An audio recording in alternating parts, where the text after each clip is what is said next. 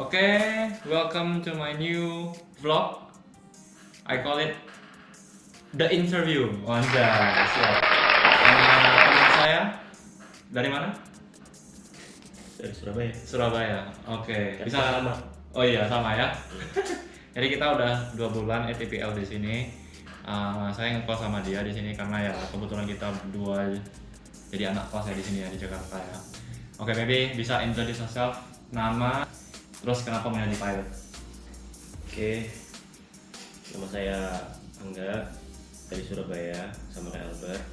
Tapi Albert actually dari Sumeneb sih sebenarnya.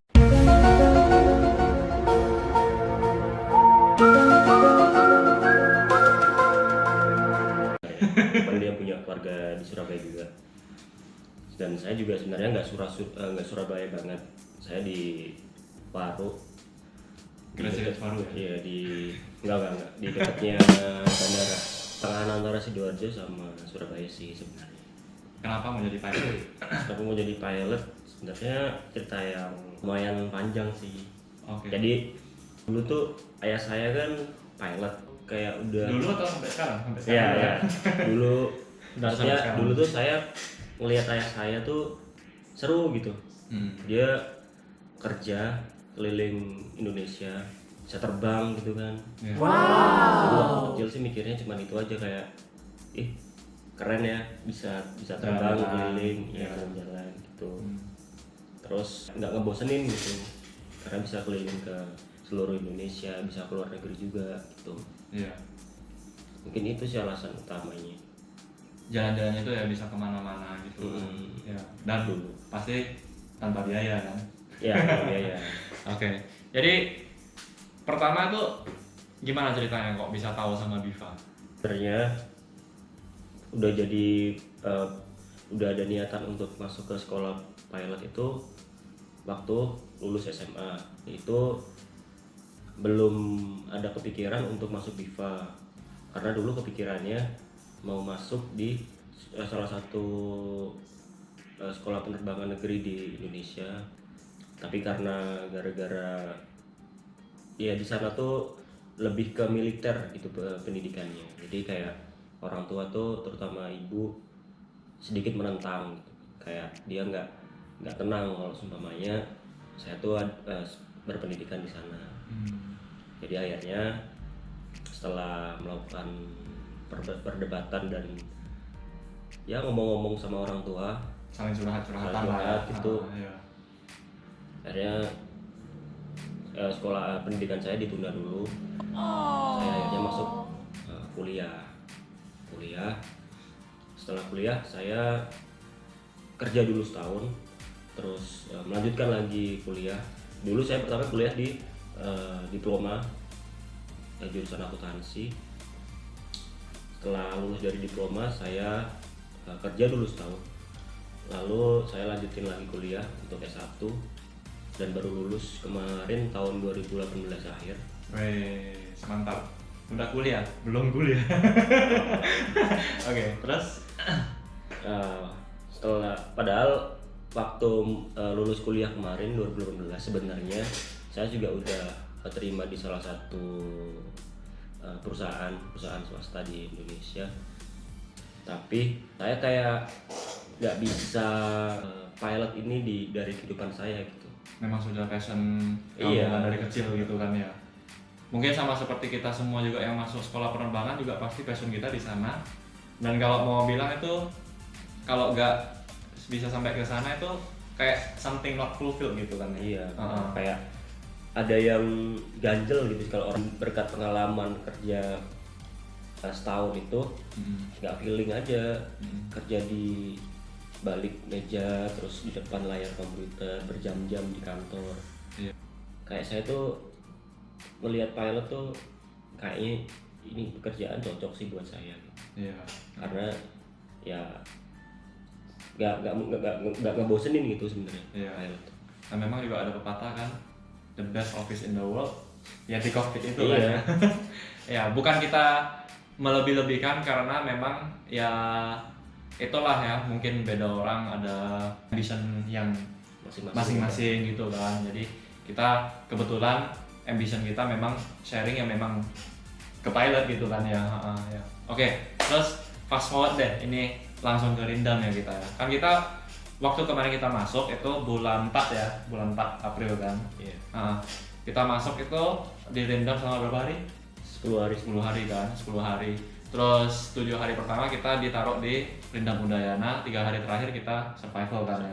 Nah, coba cerita gimana pengalamannya waktu Rindam. Itu pengalaman yang nggak akan pernah kita lupain sih. Iya sih, benar sih. Pengalaman saya pribadi sih juga nggak akan pernah bisa saya lupain. Iya. Kenapa? Karena di situ benar-benar kita dari luar tiba-tiba disuruh sangat-sangat disiplin gitu, kayak semuanya diatur, harus tepat, makan dan sebagainya, semua ada jadwal dan kita nggak boleh sama sekali untuk melewatkannya satupun. Kalau kita melewatkannya satupun, kita bakal kena hukuman. Iya, benar. Dan kita di situ benar-benar ditempa kayak dari baris berbaris dan semuanya lah pokoknya. Kalau bilang yang kita sudah semi militer lah, kalau Iya. bilang ya. Kita anggap kayak secaba gitu, TNI masuk cuma mungkin setengah daripada apa yang mereka lakukan gitu ya. Tapi sama sekali yang saya salut, sama sekali nggak ada perpeloncoan ya. Iya, di situ. benar. Walaupun semua ditangani oleh pelatih dari TNI Iya. langsung, tapi mereka benar-benar yang sabar banget melatih kita semuanya, menempa kita tanpa ada perpeloncoan atau kekerasan. Iya.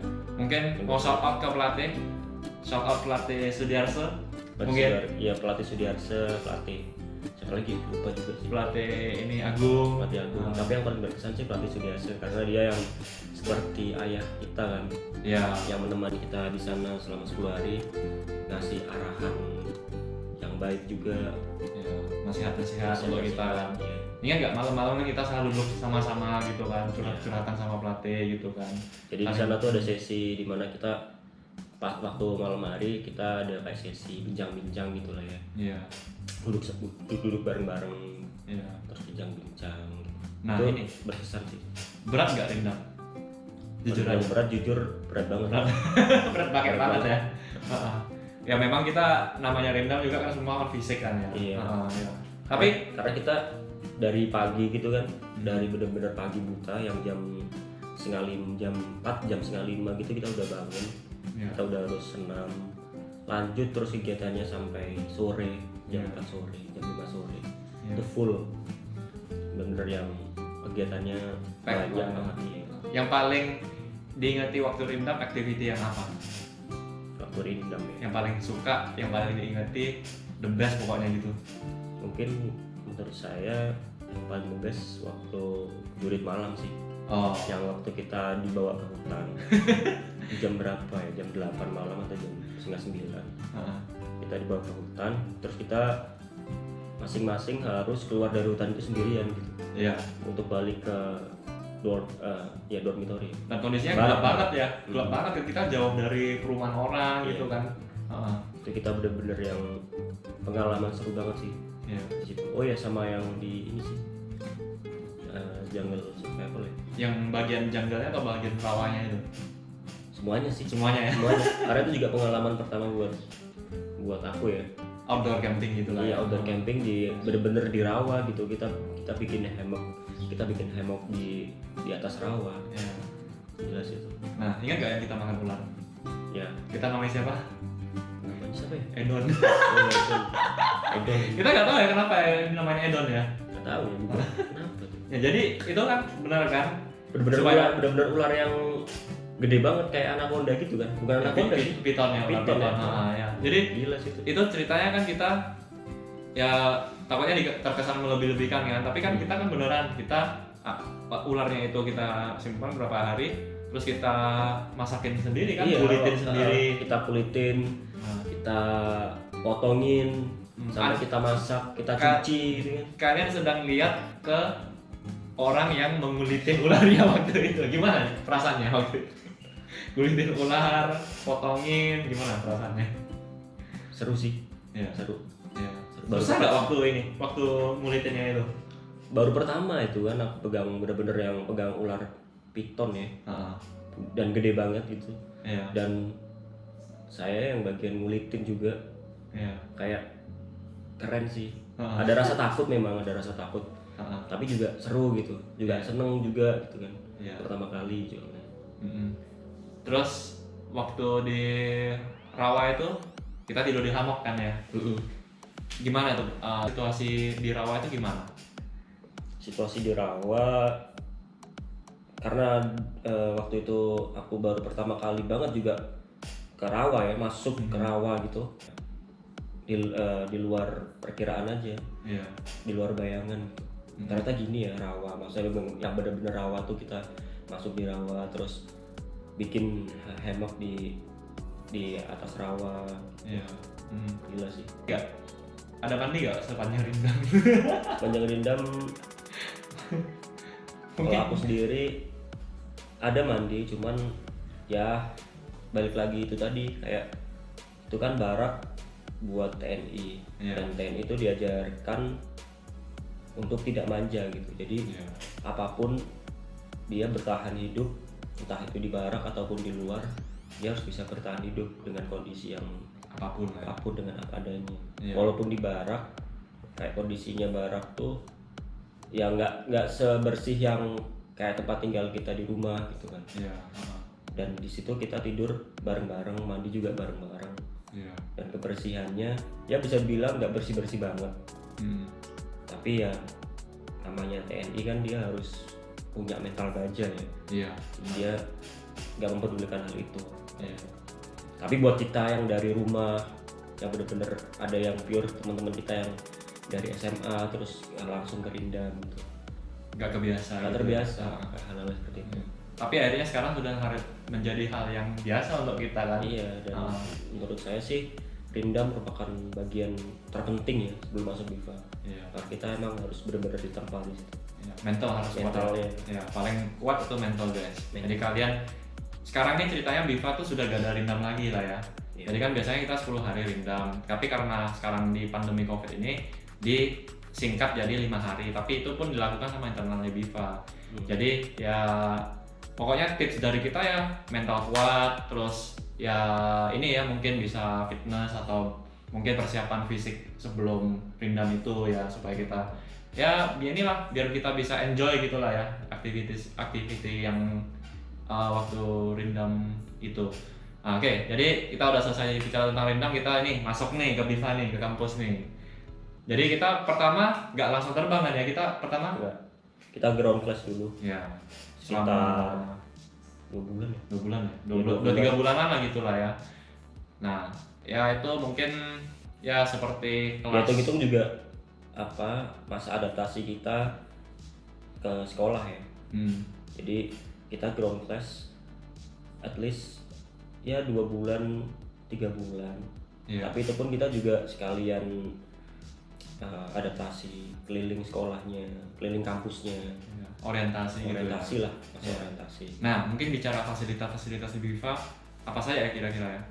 Mungkin untuk yang penasaran nih viewers nih, swimming pool pasti kan. Fasilitas di dormnya, Ya oke. yang di Bali ya di Buleleng. Ya. Kayak menurutku fasilitas yang ada di Buleleng tuh bagus banget sih, bagus banget. Udah kayak villa, Iya. benar udah kayak villa. Jadi kalian yang seumpamanya mau masuk BIFA, di situ gak usah khawatir, di Buleleng fasilitasnya terbaik, paling terbaik semua, dari tempat tidur, gedungnya, lalu kampusnya sendiri untuk belajar mengajarnya, untuk semuanya terbaik menurut saya, nggak ada kurangnya di sana. Lalu fasilitas yang lain ada kolam renang juga, ada juga pendopo di sana. Iya. Kalau nggak pendopo tuh kayak semacam joglo gitu ya. Ya tempat kita Tempat kita nongkrong di nongkrong. sana kan. Ada tempat nongkrong di sana. Iya. Terus ada fasilitas Gym. gym. Walaupun nggak besar banget, tapi ya lumayan lah buat para Siswa yang siswa yang mau nge-gym gitu. nge-gym, mau latih badannya, bisa di situ. Jadi dulu PT saya, teman saya ini personal trainer free ya. Free. Udah bisa lihat ini dari armnya udah, wah ini siswa yang suka nge-gym nih. Terus Jadi oke, kita sudah selesai ground class itu. Nah ini kita mungkin yang paling dinanti-nantikan ya, cerita pertama kali terbang. Nah gimana perasaannya? Pertama kali terbang Sama siapa, sama instruktur siapa, terus pertama kali terbang gimana perasaannya, bla-blaan aja apa? sebenarnya pada waktu itu kita untuk melakukan terbang untuk pertama kali harusnya kan di Banyuwangi, Iya. tapi karena kondisi yang tidak memungkinkan pada waktu itu, Iya. akhirnya kita melakukan terbang Mulai dari Wisnu ya. sekitar 1, 2, 3 misi gitu. Kita melakukannya di Wisnu, di Iya. Buleleng. Dan di Buleleng itu kondisi bisa dibilang ini ya, Iya, airportnya Iya. menantang Iya. banget, Benar. jauh lebih menantang di Buleleng daripada di Banyuwangi. Kan di Biva kan ada 3 base ya, Iya. di Buleleng, lalu yang kedua di Banyuwangi, yang ketiga pada Sekarang waktu Solo. itu kita di Palangkaraya. Iya. Tapi buat sekarang Udah pindah ke Solo. udah pindah ke Solo. Iya. Jadi airport base-nya Biva yang menurut saya paling menantang dan paling susah itu di Buleleng. Jadi kayak kita tuh baru bener-bener yang belajar pertama kali terbang, dan emang bener-bener di airport yang Menantang banget. Iya. Kenapa? Karena di situ banyak bukit, Iya. dan jaraknya untuk kita melakukan landing ataupun take off kayak harus cepet banget gitu. Iya. Semuanya harus bener-bener Karena cepet. mungkin ya panjang runway-nya nggak begitu panjang. Iya, Iya. karena runway-nya nggak begitu panjang, terus juga ya itu tadi banyak bukit Iya. kayak gitu. Lokasinya tuh pas di Lokasinya. antara bukit, terus arah satunya laut kan ya. Iya. Tapi nggak apa-apa guys, karena biarpun agak pendek, tapi untuk kan pesawat kita, untuk performance pesawat kita kan masih masih safe lah ya. Ya. Kalau misalnya dalam keadaan emergency atau gimana pun itu masih sudah cukup lah ya landasan itu untuk kita ini ya. Terus oke, gimana waktu pengalaman penerbangan pertamanya itu? Kayak sebelum terbang juga kan yang namanya manusia itu dia juga pasti make sure kan sebelum terbang, kayak saya nih, saya make surein dulu pesawatnya kondisi pesawat dan lain-lain. Saya melihat pesawatnya dari Biva tuh buat saya udah bagus banget, dan didukung oleh para mekanik yang benar-benar handal, benar-benar humble juga, orangnya baik banget semuanya di sana. Jadi kita tuh semua didukung, diberi semangat sama mekanik di sana. Bener-bener yang kita kalau mau terbang tuh jadi nggak deg-degan gitu, kayak nggak nervous. Ya ada sih nervous dikit, tapi setidaknya mereka tuh kayak kasih semangat gitu. Iya. Jadi kita nggak ada rasa yang terlalu takut gitu. Iya. Itu satu. Yang kedua, pas waktu terbang juga kayak akhirnya bisa terbang juga gitu. Akhirnya bisa terbang. Setelah sekian lama mungkin cuma mainnya di simulator doang gitu. Dari dulu yang cuman sekolah, Iya. terus kerja gitu. Iya. Bener-bener gak menyangka bisa akhirnya terbang juga gitu. Iya. Iya, benar. Kayak bener-bener gak bisa dijelaskan dengan kata-kata perasaan pada waktu itu. Iya. Tapi yang jelas seneng banget, Iya. keren banget. Waktu kali pertama terbang langsung disuruh coba landing sendiri kan? Ada sih waktu itu dengan Kapten Rama. Ya. Tapi ada lah pasti dibantu dikit-dikit. Iya, di sini ya kan. Nah, yang namanya guru, yang namanya instruktur, dia pasti nggak akan 100% melepaskan kita kan, apalagi baru pertama kali terbang gitu. Iya. Tapi dia juga ngajarin aku gimana caranya, semuanya lah dikasih tahu. Shout out ya Kapten Daniel Rama. Saya juga Kapten Daniel Rama juga waktu itu first flight ya. 3 misi pertama, 3 misi juga kan di Wisnu ya. Oh juga 3 misi. Nah ini kita setelah 3 misi itu lama kita pindah ke Banyuwangi kan. Nah di Banyuwangi itu kan kita PPL flight ya. PPL flight ya. Itu lebih kurang 44 jam ya. 44 jam, lebih 5 menit kalau nggak salah. Nah terus PPL itu memang untuk kita, namanya kita ya juga kali pertama baru terbang kan, license pertama yang kita ambil pasti menantang ya, kalau bilangnya jujur menantang. Dan mungkin kalau gua sih merasakan waktu PPL itu memang banyak perjuangan ya. Kalau lu merasakan gimana? Iya, berjuang banget Iya. kata aku sih. Iya. Karena waktu PPL benar-benar kita mulai start PPL itu di sana kita udah dibagi instrukturnya, kita bisa kerjasama sama instruktur. Jadi ya susahnya sih sebenarnya hubungan antara kita dengan instruktur.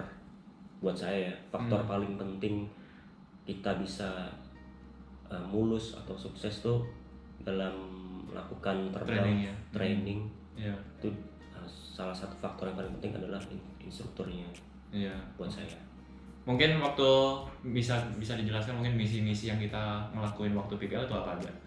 Mungkin awal-awal masih introduction ya, kayak perkenalan gimana sih cara handle pesawat yang benar, gimana sih kita kayak contohnya climbing, descent, terus slow fly, stall gitu ya. Terus juga nantinya mari itu kita sirkuit kan ya. Lumayan banyak misi gitu kan ya. Nah sirkuit tuh ngapain gitu?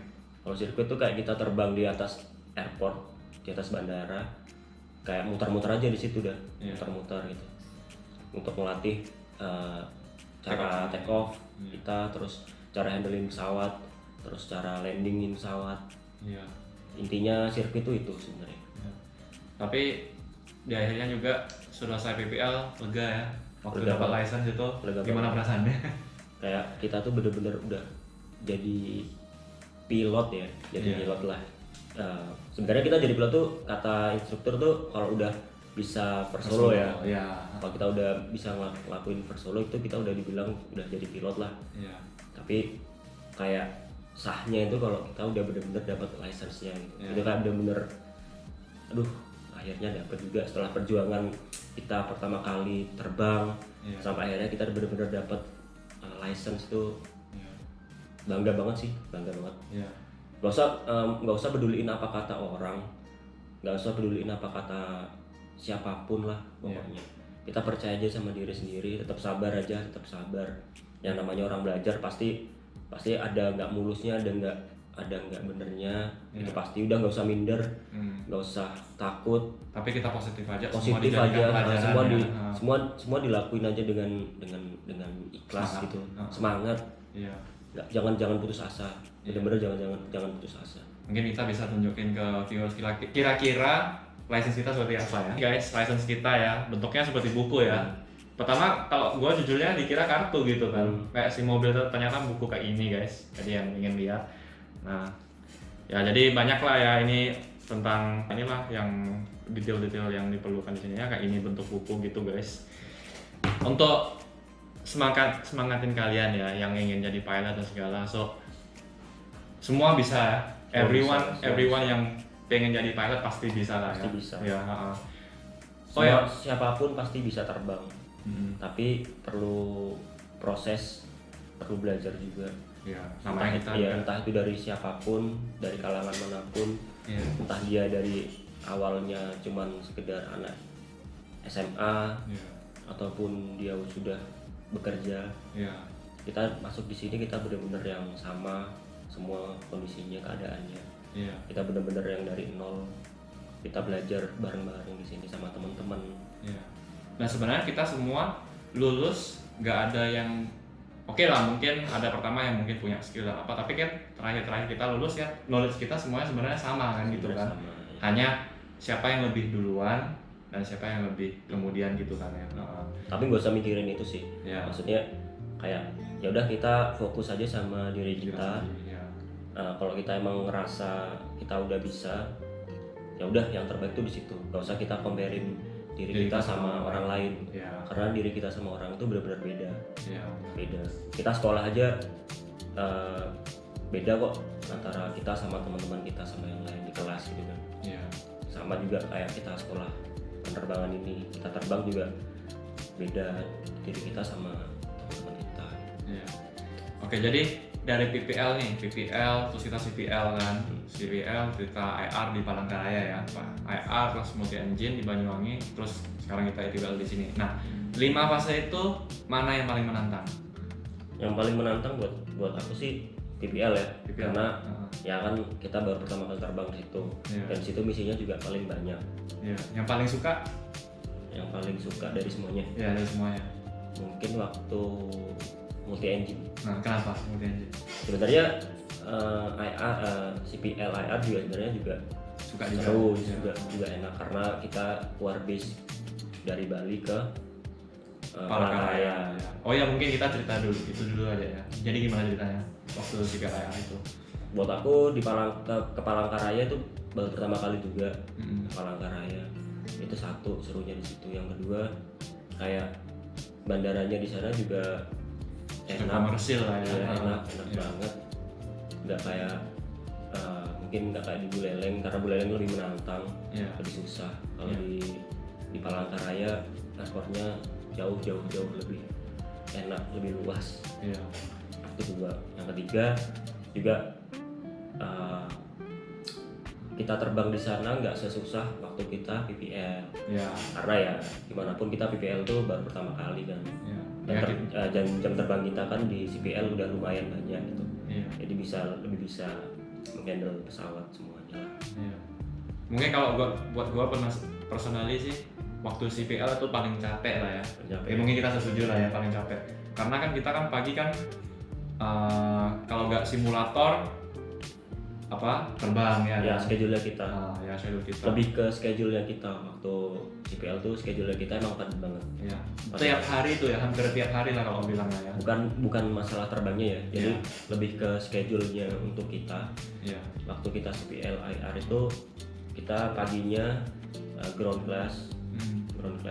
Terus setelah ground class kadang ada simulator juga.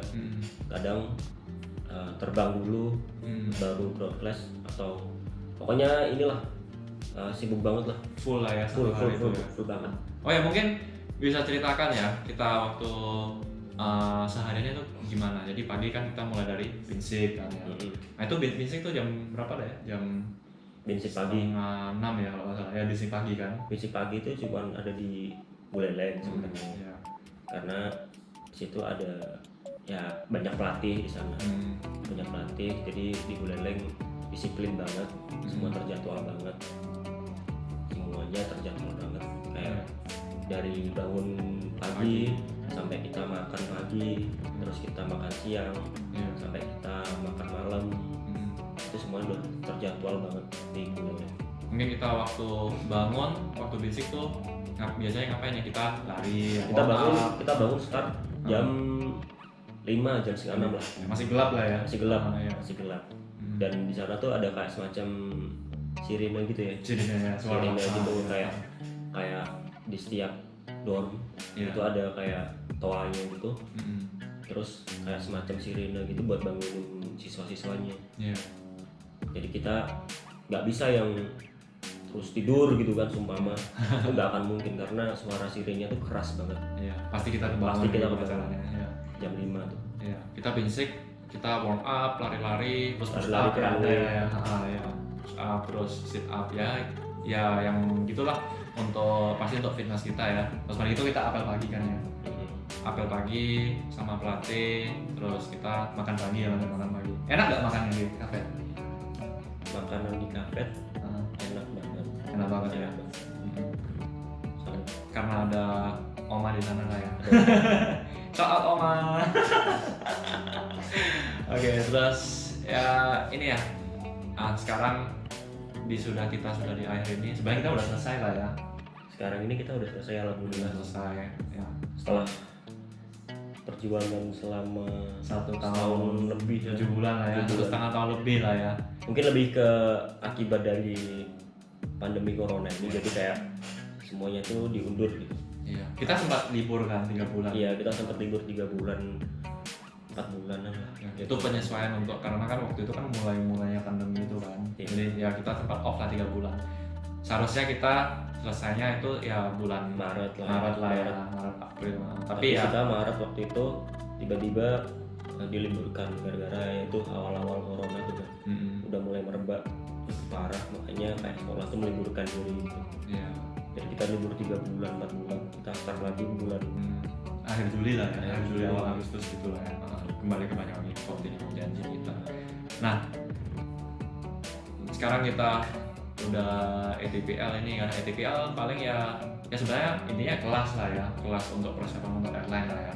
Nah, ATPL kita penting itu kenapa? mungkin namanya TPL itu lebih ke teori Iya. teori tentang pesawat besar ya, Iya. tentang pesawat besar, mesin jet. Jadi kayak ya penting banget sih, karena kita pun nanti kerja pun bawanya pesawat besar kan. Iya. Jadi kita mau nggak mau memang harus Belajar belajar tentang pesawat itu. Iya. Jadi ATPL ini fase yang juga penting, di fase akhir yang memang juga penting juga gitu. Iya. buat kita melamar pekerjaan. Pembekalan kita untuk melamar kerja itu ya. Oke, sekarang kita udah selesai nih. Jadi future-mu maksudnya nanti ke depannya mau ngapain? Udah mau coba apply atau gimana gitu? Kalau ditanyain ke depannya gimana, kita juga melihat kondisi yang sekarang ini kan, kayak pandemi corona ini semuanya serba susah, Iya. apa-apa dibatasin gitu. Apalagi pekerjaan, Iya.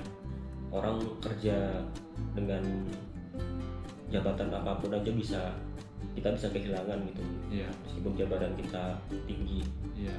Apalagi kayak kita sebagai pilot itu juga Yang fresh lah ya. Iya. Iya. berpengaruh banget.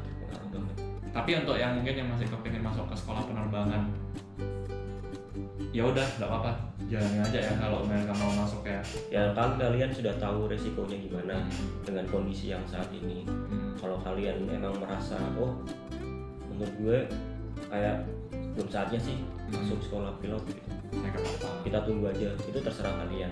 Ada juga yang berpikiran ya udah nggak apa-apa deh untuk mungkin menghabiskan waktu selama corona ini sekolah dulu Iya.